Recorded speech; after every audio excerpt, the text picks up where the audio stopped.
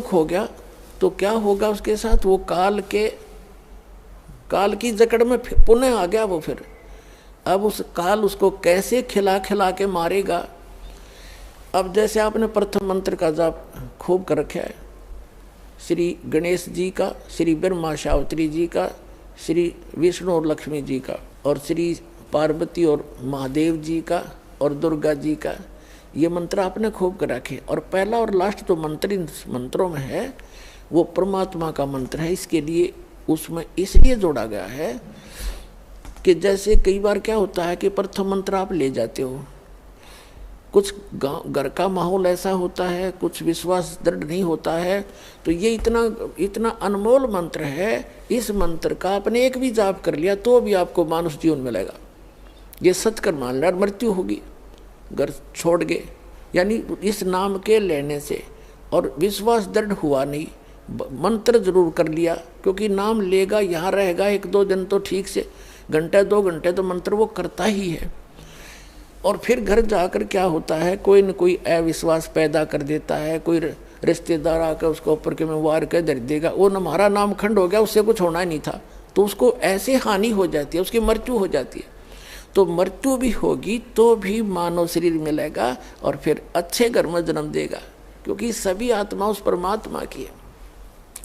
तो यहाँ से उपदेश लेकर इंसान जो मार खाते हैं वो परमात्मा पर विश्वास ना करके, मर्यादा भंग करके, उनको हानि हो ही जाती है, लेकिन इस नाम का बेनिफिट भी उनको भी मिलेगा जैसा उन्होंने किया उस सत्र का। अब क्या होगा, जैसे ये बीच के 5 मंत्र हैं इस प्रथम मंत्र के अंदर, प्रथम दीक्षा मंत्र के अंदर जो बीच के 5 नाम हैं, इनमें इन भगवानों के मंत्र हैं, और इनकी इतनी कमाई हो जाती है, जब आप शरीर छोड़कर जाओगे आपको पहले गणेश जी के लोक में रखेंगे,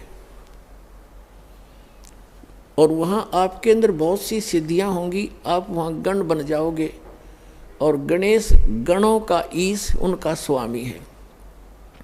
वहाँ बहुत ठाठ होंगे आपके बहुत से, वहाँ अपनी पूंजी को वहाँ नष्ट करोगे, उस प्रथम मंत्र गणेश वाले मंत्र, गणेश जी वाले मंत्र की कमाई को वहाँ नाश करोगे। वहाँ जब पल्ला खत्म हो लेगा, आपकी पूंजी माइनस हो जाएगी, उसके बाद आपको ब्रह्मा और सावित्री के लोक में प्रथम मंत्र की पुण्य कमाई के साथ वहाँ भेजा जाएगा। वहाँ जाकर नैश्रित आपका ऐसे ही देव घर में जन्म होगा, फिर आप वहाँ कर्म पूरे करोगे, अपने ठाठ वहाँ भोगोगे। वहाँ भी रेस्टोरेंट है और आपकी कमाई के कुछ चार्ज लेते हैं ये सब। वहाँ जब आपकी पुण्य समाप्त हो जाएगी, वहाँ से फिर विष्णु जी के लोक में भेजा जाएगा, और फिर वहाँ से जब आपके पुण्य समाप्त होंगे फिर आप शिव जी के लोक में भेजे जाओगे। जब आपके वहाँ पुण्य समाप्त हो जाएंगे ये भक्ति के, फिर आप दुर्गा जी के लोक में भेजे जाओगे। वहाँ जब समाप्त हो जाएंगे, जिसने प्रथम मंत्र कर रखा है, सतनाम भी ले रखा है, तो उसके बाद क्या होगा, सतनाम के प्रथम मंत्र जो ब्रह्म का मंत्र है, फिर आप ब्रह्म लोक में जाओगे, और वहाँ इनसे ज़्यादा सुख है, यह बकवाद ज़्यादा है। वो एक अच्छा रेस्टोरेंट है। इन अन्य जैसे एक तो हिसार और रोहतक में रेस्टोरेंट हो, एक दिल्ली में वो कै स्टार बोल रहे हैं वो हो, तो उसका खर्चा भी ज़्यादा, उसमें बकवाद भी ज़्यादा, उसमें सुविधा भी ज़्यादा, लेकिन उसका खर्चा भी अधिक ही होता है, उसका चार्ज भी अधिक होता है।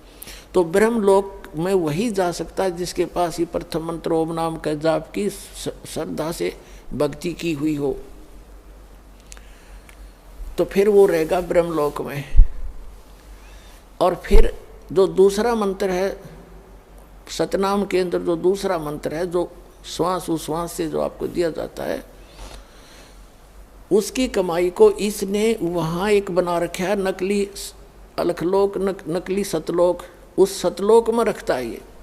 ब्रह्मलोक उनसे हटकर है, जो महाइंद्र का लोक है, वो ब्रह्मलोक का वो पोर्शन है जहाँ ये ब्रह्म के ओम नाम की जाप की कमाई वाले हंस वहाँ रहते हैं। कहने का भाव ये है दास का कि आपकी अर्जी से सारनाम मिल गया है, पूंजी वो बाकी तो उसकी सारी नष्ट हो जाएंगी। सारनाम जिसको मिल गया है और आपको याद आ गया उस समय भी, यदि पहले याद आ जाता है जैसे आप गणेश जी के लोक में गए या विष्णु जी के लोक में गए और वहाँ जाते ही आपको याद आया कि मैं तो गलत होगी, यहाँ तो मेरी सारी पूंजी नाश होएगी, रोज की उनको दिखाई देती है। बैंक बैलेंस जैसे जैसे पैसे निकालते हो और उसमें डेली निकल आ जाती है रिपोर्ट, ऐसे वहाँ डेली चलता आपका इतनी पूंजी खत्म होगी, इतनी आज इतनी आपने इतना खर्चा कर दिया। तो फिर उसको याद आता है कि भैया तो गलत हो गया, और गुरुजी बताया करते थे ये तो बात बिगड़ गई, मैं तो गलत आ गया, मैंने तो कहीं और जाना था। फिर उसको याद आ गई कि मेरा तो नाम कट्या होगा, फिर जब मैं यहाँ आ सकता हूँ वैसे तो आ ही नहीं सकता, नाम खंडवा होगा। तो यहाँ कहते हैं शिव मंडल ब्रह्मापुरी चाहे विष्णु लोक में हो, हमरे गुण भूले नहीं तो आन छुटाऊँ। तो यदि वहाँ भी आपका ये बात याद आ गई कि मैं तो गलत आ गया, भगवान कोई गलती बनी होगी मेरे ते, वो गलती ऐसी बनती है जो स्वयं को मालूम ना हो और गुरुद्रोही ना हो, वैसे गफलत करके हट जाता है आदमी दूर, तो वो गुरुद्रोही नहीं होता, उसकी फिर वहाँ भी अर्जी स्वीकार होती है। तो परमात्मा वहाँ पहुँच जाते हैं और उस लोक में जाकर वहाँ के प्रधान से कहते हैं छोड़ इसको, ये हमारा भक्त है, तुम कैसे ले आए इसको। तो तुरंत हाथ खड़े कर देते ले जाओ जी, ले जाओ अपना।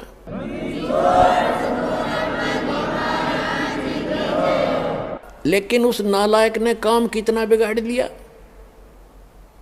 अब उसको कहाँ रखेंगे भगवान।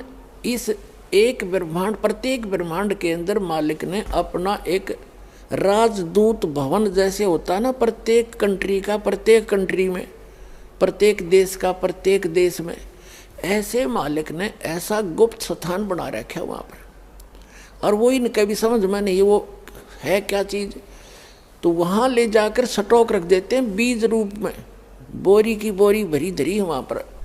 अब वो जो इस कलयुग के अंदर रह गए हुए और फिर उनका, क्योंकि काफ़ी दिन के बाद पहले तो यहीं ठाठ दिखेंगे, उसमें फिर मृत्यु होगी, इतना बहुत देर हो चुकी होगी और ये भक्ति युग समाप्त हो चुका होगा, कलयुग का अंतिम चरण प्रारंभ हो चुका होता है। तो अगर उससे पहले याद आ जाती, दोबारा जन्म देते हैं परमात्मा, यहीं पटक देते हैं फटाफट और शुरुआत कर देते हैं। और जो बाहर रह जाते हैं उनमें वो फिर क्या होता है, वहाँ स्टॉक रखा भगवान ने, और अब जो वो 4 युग तक उन वहीं बंद रहेंगे, उनको मालिक एक आध को बेसिक जैसे कुछ एक को कलयुग में भेज देता है, फिर उनको शुरुआत हो जाती है धीरे धीरे, फिर उनकी संतानें बढ़ती हैं, उन भक्ति